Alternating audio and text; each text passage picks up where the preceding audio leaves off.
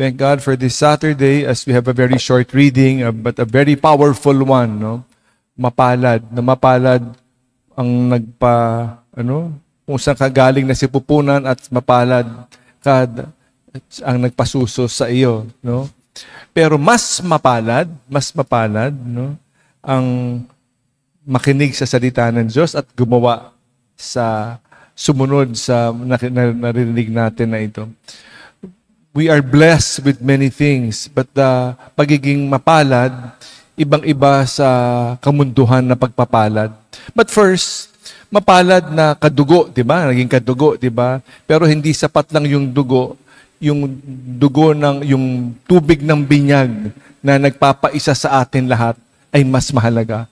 Hindi porket kadugo, di ba? Kadugo ko yan, kaisa ko yan, di ba? Kamembro ko yan, kababayan ko yan, no?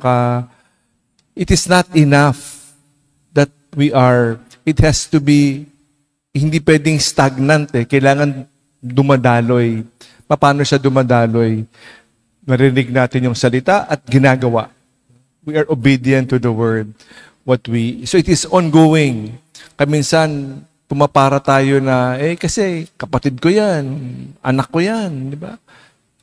Membro ako nito, sapat na. It is flowing, no? It is acting, listening, very, very important yung aspetong pakikinig and the action that accompanies it.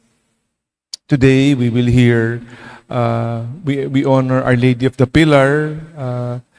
In Spain, it is believed Our Lady appeared to St. James, the Apostle, nandoon siya, nagpakita siya sa isang pillar, that is why she is known as Our Lady of the Pillar.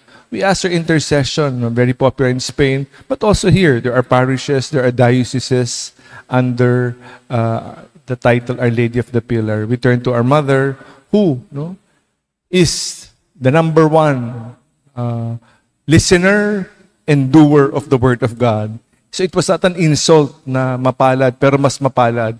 Pero wala naman tatalo sa pagiging halimbawa ng ating mahal na ina. She is the number one follower. She is the number one listener. And we thank God for the inspiration. And also today, we also honor Blessed Pablo Acutis, who will soon become Saint Pablo Acutis. Siya yung millennial saint. No? He was only 15 years old. He was born 1991, no?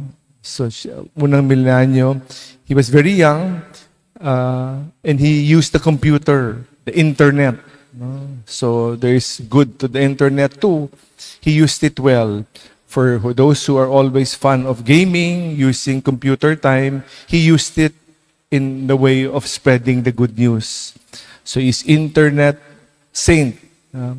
He compiled, for example, the different Eucharistic miracles all over the world, at yun ang pinapalaganap niya, no? And many, many ways of spreading the good news through the internet.